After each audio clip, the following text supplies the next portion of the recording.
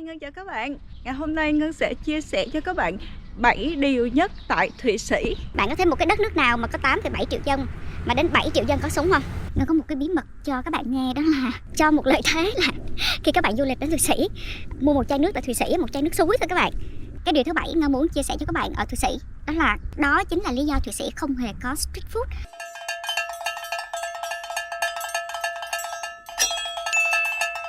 Cái thứ nhất đó là Thụy Sĩ nhỏ mà có vỏ đó các bạn. Quân sự của Thụy Sĩ nổi tiếng trên thế giới. Có một cái bạn TikToker Việt Nam đã từng nói về Thụy Sĩ. Thụy Sĩ có những cái hầm trú ẩn trong các tòa nhà. Chính xác nha các bạn. Thì chỉ cần có biến là người dân chạy vô liền thôi. Chắc có lẽ chỉ có Thụy Sĩ mới có. Nhưng mà có một cái Ngân muốn nói với các bạn đó. Cái điều này mới là hay này các bạn.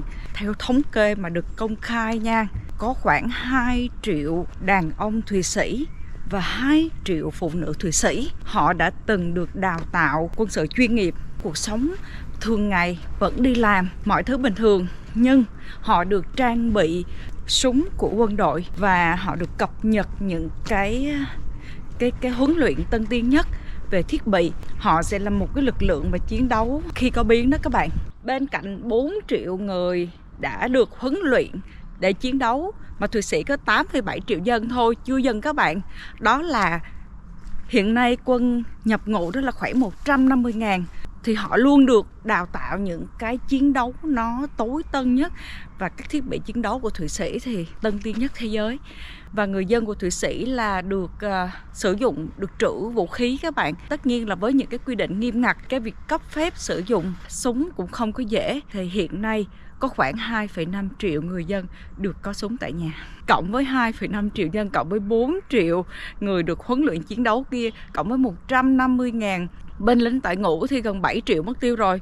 Thụy Sĩ có 8,7 triệu dân mà đến khoảng 7 triệu người có vũ khí.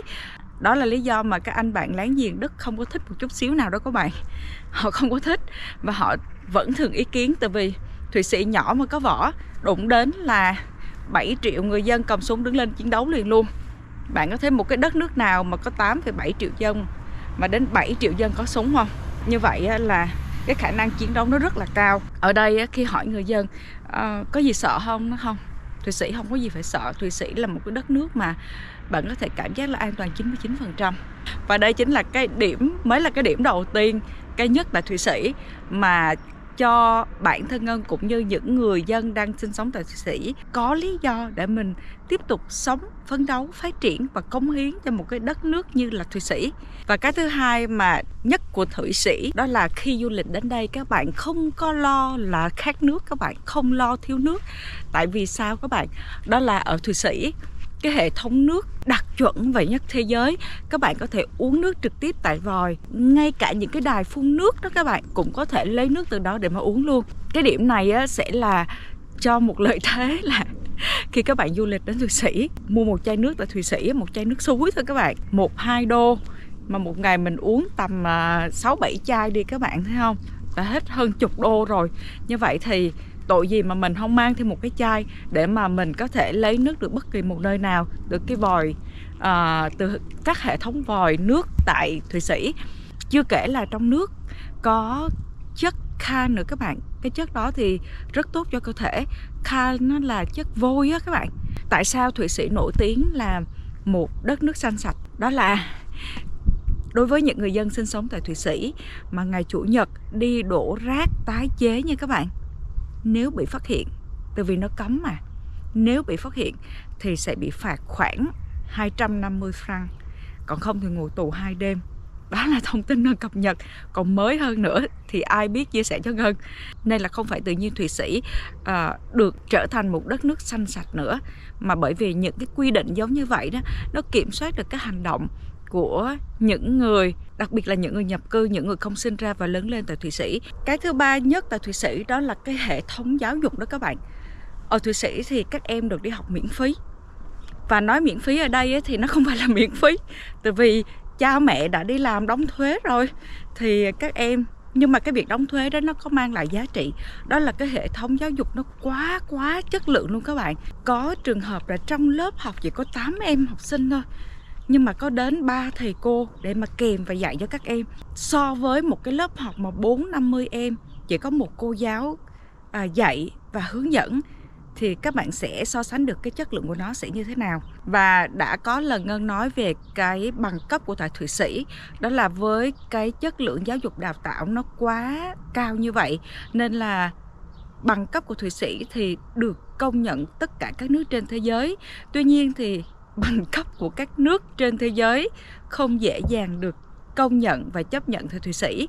Nhưng mà bất kỳ bằng cấp của nước nào cũng sẽ có một cách chứng nhận như sau: gửi cái bằng cấp của mình lên cái đại học Thụy Sĩ. Từ cái đại học Thụy Sĩ họ sẽ đánh giá cái chất lượng bằng cấp đó được công nhận hay không công nhận tại Thụy Sĩ. Đó, các bạn thấy chưa?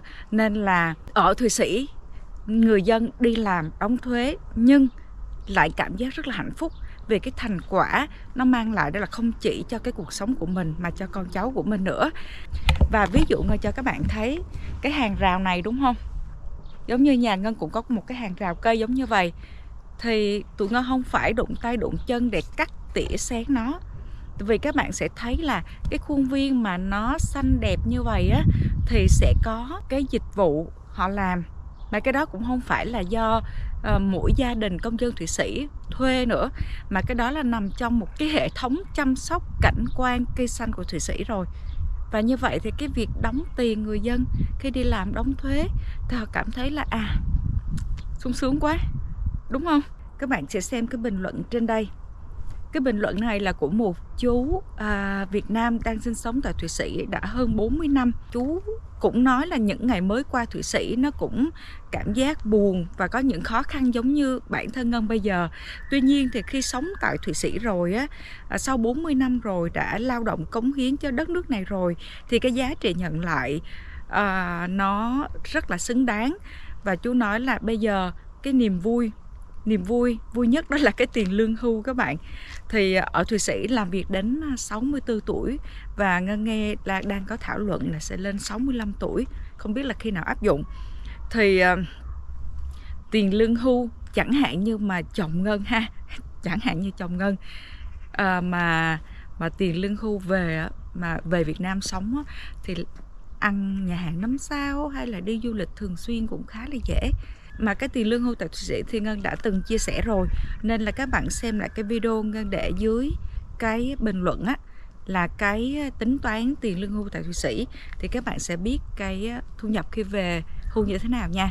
Cái nhất thứ 5 của Thụy Sĩ đó là không khí trong sạch nhất thế giới. Các bạn xem một cái biểu đồ về cái mức độ trong sạch của Thụy Sĩ Ngân hiển thị trên màn hình này. Xanh hết luôn. Và ở Thụy Sĩ á, có một cái thành phố mà được rất nhiều cái quan chức cấp cao của thế giới thường về họp đó, cái hội nghị thượng đỉnh G7 hay về họp tại cái thành phố đó là Davos. Cái nơi này được mệnh danh là cái thung lũng, gọi là thung lũng gì ta, sạch nhất thế giới các bạn. Và cái thứ 6, lần trước Ngân đã chia sẻ một đất nước gì mà có đến 4 cái ngôn ngữ. Chính vì là có 4 cái ngôn ngữ khác nhau nên là cái học sinh đến trường các em sẽ được học những cái ngôn ngữ này. Thành ra người Thụy Sĩ có thể nói được 3-4 ngôn ngữ các bạn. Đó. Và đó là một cái điều khá là thú vị luôn. Giống như ở Việt Nam mình học mỗi cái tiếng Anh nó đã khó rồi phải không? Nhưng mà ở đây á, tiếng Anh gần như là dễ dàng đối với họ. Chỉ cần một em bé 6, 7, 8 tuổi là có thể nói tiếng Anh với Ngân được rồi đó các bạn. Tại vì các em được học ở trường. Mà tiếng Đức thì nó cũng có những cái từ ngữ nó gọi là Anh Đức, nên thành ra nó cũng không khó để mà người Đức hiểu và dễ học về tiếng Anh. Cái điều thứ 7 Ngân muốn chia sẻ cho các bạn ở Thụy Sĩ, đó là Thụy Sĩ là một đất nước mà chất lượng thực phẩm đạt chuẩn nhất thế giới. Họ kiểm soát không chỉ là thực phẩm dùng để nấu mà ngay cả thực phẩm tại các nhà hàng. Đó chính là lý do Thụy Sĩ không hề có street food, đó là không hề có món ăn đường phố giống như ở Việt Nam mình hay là một số nước châu Á như là Thái Lan. Thụy Sĩ không hề có các bạn. Trời ơi, đối với người Việt Nam như Ngân thèm lắm, không bao giờ có đồ ăn đường phố, chỉ có thể là đi ăn nhà hàng. Tuy nhiên thì vào những cái dịp mà giống như mùa hè đợt vừa rồi Ngân có chia sẻ có nhiều lễ hội, thì sẽ có những cái lễ hội ẩm thực thế giới. Đến lúc đó thì ăn cho nó đã các bạn. Chính vì vậy để mở được nhà hàng tại Thụy Sĩ thì bên này phải học các bạn, phải có bằng cấp được công nhận thì lúc đó mới được mở nhà hàng.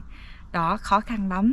Tuy nhiên thì sau 7 cái điều mà Ngân chia sẻ với các bạn, những 7 cái điều mà làm cho Ngân cảm giác là bù lại cho những cái khó khăn, những cái buồn, nhớ nhà, nhớ gia đình, nhớ bạn bè, nhớ đồng nghiệp, nhớ sự thân quen của Việt Nam, thì Ngân vẫn có cái để mà hướng đến, để mà cố gắng khi sinh sống tại Thụy Sĩ. Đó là 7 cái điều mà Ngân vừa chia sẻ cho các bạn.